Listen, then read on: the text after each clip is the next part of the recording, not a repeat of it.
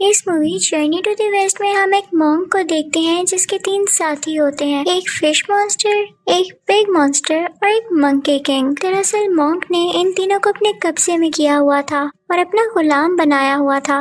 ये मॉन्क की मदद किया करते थे। अब मूवी के शुरू में मॉन्क हमें एक ऐसी जगह पर सोया हुआ दिखाया जाता है जहाँ के लोग बहुत छोटे थे। उसके आसपास छोटे छोटे टेम्पल्स भी थे। वो लोग उससे डर रहे होते हैं और मॉन्क को भी कुछ समझ नहीं आ रहा होता कि मैं यहाँ पर क्यों हूँ। तभी मॉन्क का लीडर वहाँ पर आ जाता है और उसे एक रोशन यानी चमकती हुई रिंग देता है। वो कहता है कि ये लो, इसे अपने सर के पीछे लगा लो, अब से तुम इनके राजा हो। जैसे ही वो रिंग पहनता है वहाँ पर अजीबोगरीब चीजें होने लगती हैं, जैसे कि रिंग खुद ही डिस्ट्रॉय होने लगता है। मॉन्क काफी परेशान था कि हो क्या रहा है और तभी परेशानी में ही उसकी आंख खुल जाती है। असल में उसका एक ख्वाब था। वो एक जगह पर सोया हुआ था और अब डर के उठ चुका था। वो जिस जगह सो रहा था उसके आसपास सर्कस हो रही थी। वहाँ के सब लोग उससे कहते हैं कि आप भी सर्कस में हिस्सा लेना। अब जो उसके पास गुलाम थे यानी फिश मॉन्स्टर और पिग मॉन्स्टर, वो उनकी सूरत में, उनकी फॉर्म में लोगों को एंटरटेन करता है। उस मॉन्स्टर को देख के एक बच्चा रोने लगता है और लोग कहते हैं कि ये कैसा मजाक है, हमें बिल्कुल मजा नहीं आ रहा। फिर मॉन्क एक दरख्त की तरफ इशारा करता है और कहता है कि देखो वहाँ पर मंकी किंग है। लेकिन वो मंकी किंग साहिब कुछ करने के बजाय दरख्त से नीचे ही गिर जाते हैं। लोग इस वजह से भी मॉन्क पर गुस्सा होते हैं और उसका मजाक उड़ाने लगते हैं कि तुम हमारे साथ क्या खेल खेल रहे हो, हमें तुम एंटरटेन करने वाले हो भी कि नहीं।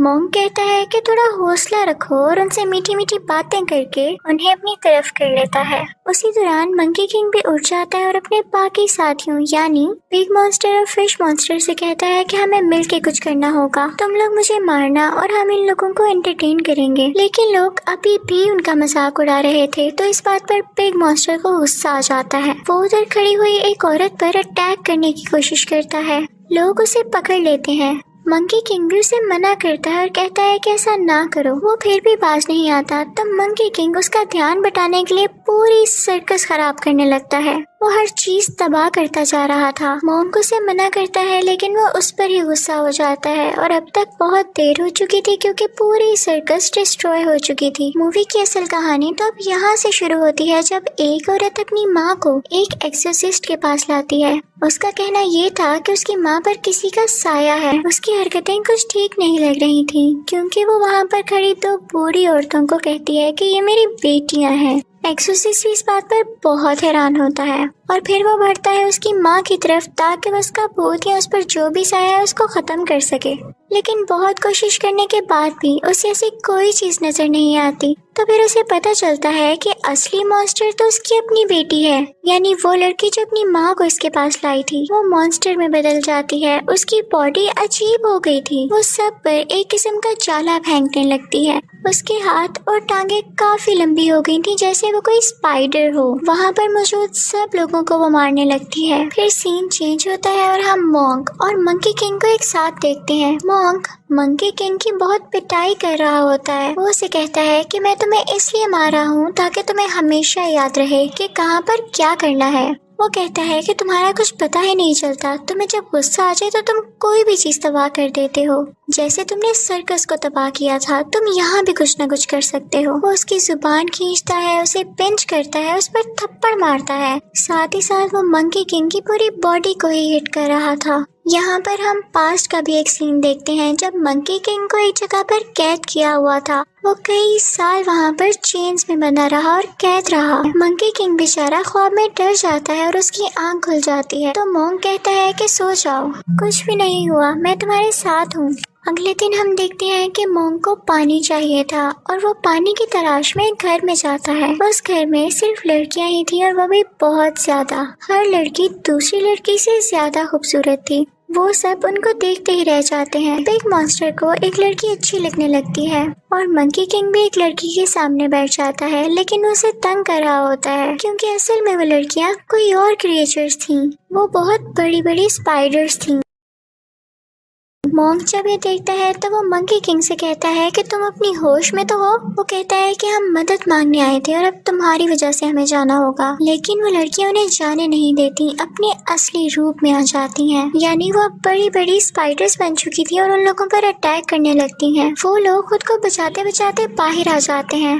मंकी किंग के सामने सबसे बड़ी स्पाइडर आ जाती है और वो उसी तरह उसकी जुबान खींचता है जैसे मॉन्क ने उसकी खींची थी और इस तरह से वो स्पाइडर को मार देता है। जब मॉन्क को ये पता चलता है तो वो मंकी किंग से कहता है कि तुम्हें मैनर्स कब आएंगे, तुम कब सुधरोगे।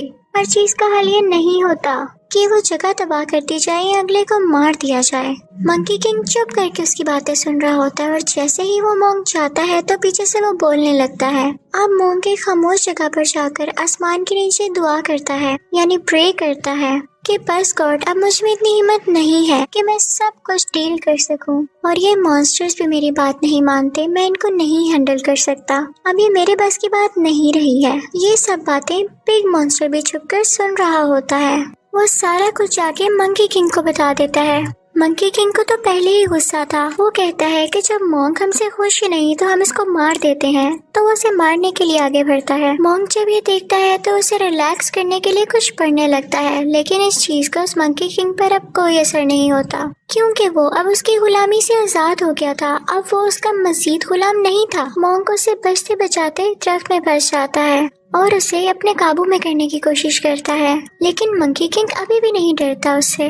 तभी आसमान से कोई तेज रोशनी निकलती है जिसे देखकर मंकी किंग डर के वहाँ से चला जाता है। दूसरी तरफ हम देखते हैं कि फिश मॉन्स्टर अपने असली रूप में आ चुका था, यानी वो एक बहुत बड़ी और एक खौफनाक फिश बन चुका था। ये सब उन स्पाइडर से लड़ाई के बाद हुआ। फिर हम देखते हैं कि मॉन्क अपने तीनों साथियों को लेकर किसी दूसरे मुल्क जाता है और वहाँ की रानी और राजा से मिलता है।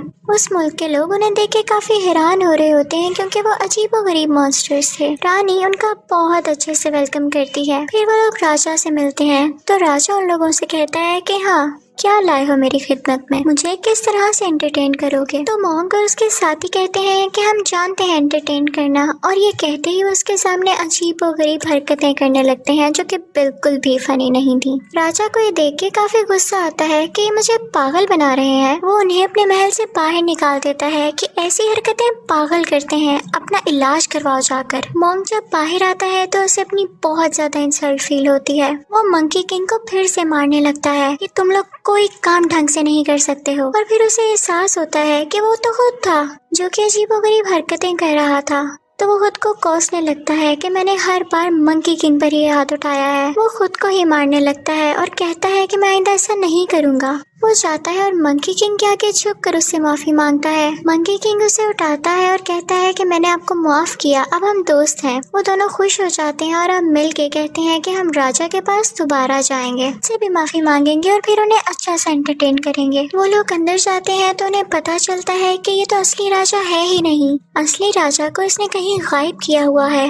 मंकी किंग चाहते ही उसे थप्पड़ मारने लगता है ताकि वो गुस्से में आकर अपने असली रूप में आ जाए। जैसा वो लोग चाहते थे वैसा ही होता है। वो गुस्से में आकर अपने असली रूप में आ जाता है। उसका मुंह लाल हो जाता है और उसके मुंह से आग निकलने लगती है। असल में वो एक छोटा सा रोबोट था जो कि आग फेंका करता था। वो लोग उससे बहुत फाइट करते हैं और उस दौरान महल में जितने भी लोग थे वो बाहर निकाल दिए जाते हैं।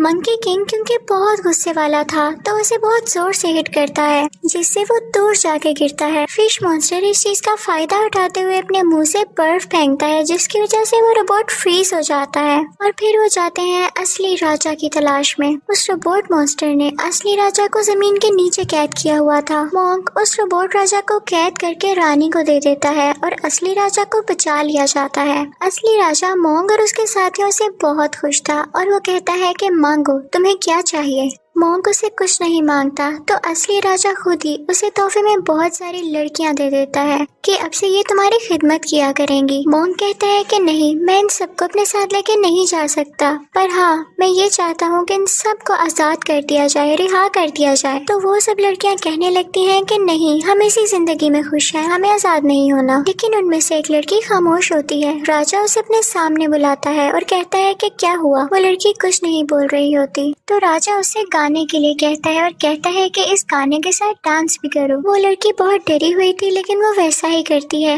वो बहुत नाजुक और प्यारी लड़की थी। वो राजा को पसंद आने लगती है और वो उसे अपने साथ ले जाता है ये कहकर कि अब ये मेरे साथ रहेगी। लेकिन अब मॉन्क को भी दुख हो रहा था कि उसने इस लड़की को अपने साथ क्यों नहीं जाने दिया, उसने इसे वापस क्यों कर दिया।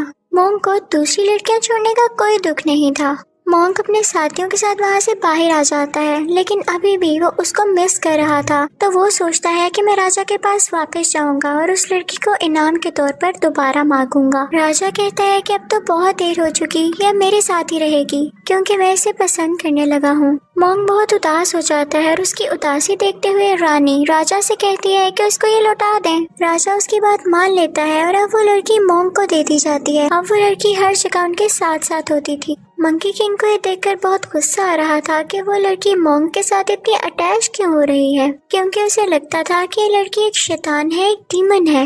वो मॉन्क से कहता है कि मैं आपको ये बात बताना चाहता हूँ कि वो लड़की इंसान नहीं है और हमें नुकसान पहुंचा सकती है। वो इस चीज का सबूत ढूंढने के लिए कभी तो उस लड़की का ब्लड लेता है और कभी तो उसे हर्ट करता है, लेकिन मॉन्क उसे मना करता है। तो मंकी किंग कहता है कि ठीक है, अगर ये लड़की इंसान है तो इससे कहें कि हमें अपने गाँव लेकर जाए, हमें इसकी फैमिली से मिलना है। मॉन्क उस लड़की से ऐसा कहता है तो वो लड़की उन सबको अपने गांव लेकर आती है, अपने घर वालों के पास। उस लड़की के घर वाले मॉन्क और उसके साथियों को बहुत अच्छे से ट्रीट करते हैं और जब मंकी किंग कहीं से साबित नहीं कर पाता कि वो डीमन है तो वो गुस्से में आकर उल्टा उसके घर वालों पर ही अटैक करना शुरू कर देता है। मॉन्क उसे डांटता है कि तुम्हारा दिमाग खराब है, तुमने पहले भी एक लड़की को मार दिया जिसे मैं पसंद करता था। मंकी किंग ही सुनते ही वहाँ से चला जाता है और कहता है कि अब मैं लौट कर नहीं आऊंगा।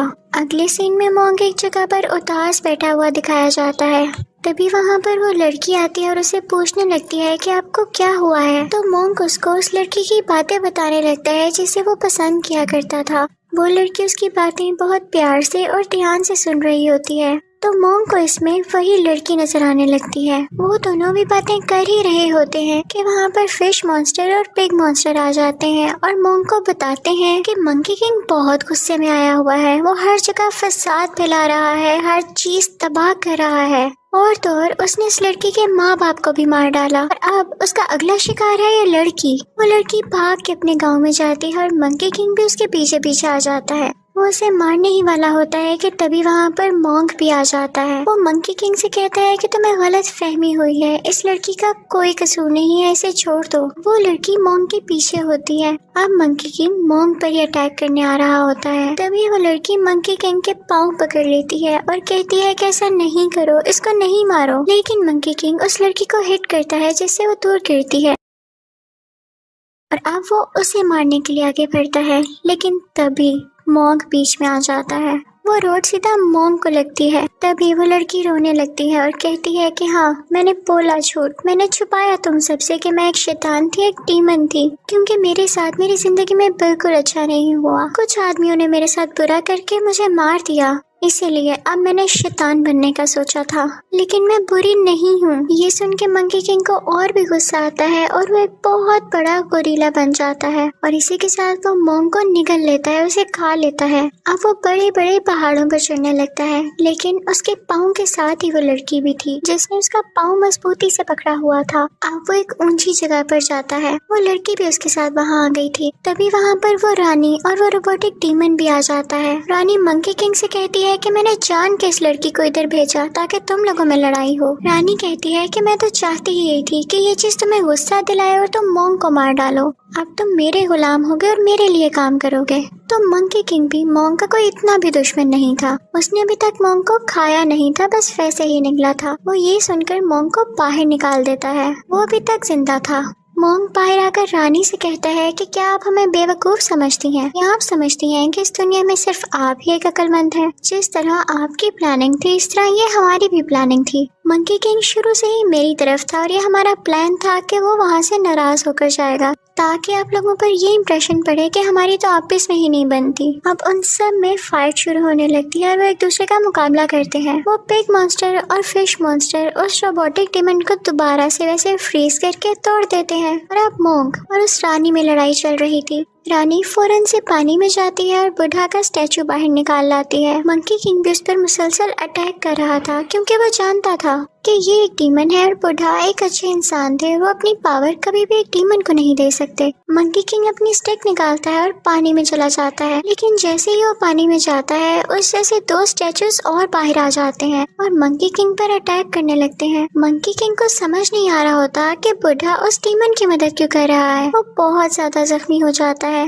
लेकिन तभी एक बड़ा सा हाथ पानी से बाहर आता है जो कि रियल यानी असली बुढ़ा का था। वो उन तीनों स्टैचूज को डिस्ट्रॉय कर देता है और मंकी किंग की जान बचा लेता है। उन स्टैचूज के डिस्ट्रॉय होने के बाद वो रानी मंकी किंग के हाथ में आके गिरती है। तो तब बुढ़ा की आवाज आती है कि अब सुधर जाओ। उस रानी को कुछ होने लगता है और वो अचानक से एक गोल्डन ईगल में बदल जाती है जो कि उसका असली रूप था और फिर बुढ़ा उसे अपने साथ ले जाते हैं। दूसरी तरफ हम देखते हैं कि वो प्यारी लड़की जो कि डीमन थी और मॉन्क के साथ थी, वो पूरी तरह से इंजर्ड हो चुकी थी और वो मरने ही वाली थी। तभी वो मॉन्क से कहती है कि तुम मुझे रिहा कर दो, इस दुनिया से आजाद कर दो क्योंकि मैं एक डीमन हूँ। तो मॉन्क इस दुनिया की और उसकी भलाई के लिए उसे आजाद कर देता है, जिसके बाद वो गायब हो जाती है। इस मूवी के एंडिंग सीन में हम देखते हैं कि वो चारों एक सहरा में कहीं जा रहे होते हैं। तभी मॉन्क मंकी किंग में उस लड़की को देखता है जिसे वो पसंद करता था, क्योंकि मंकी किंग के सर पर जो बेल्ट थी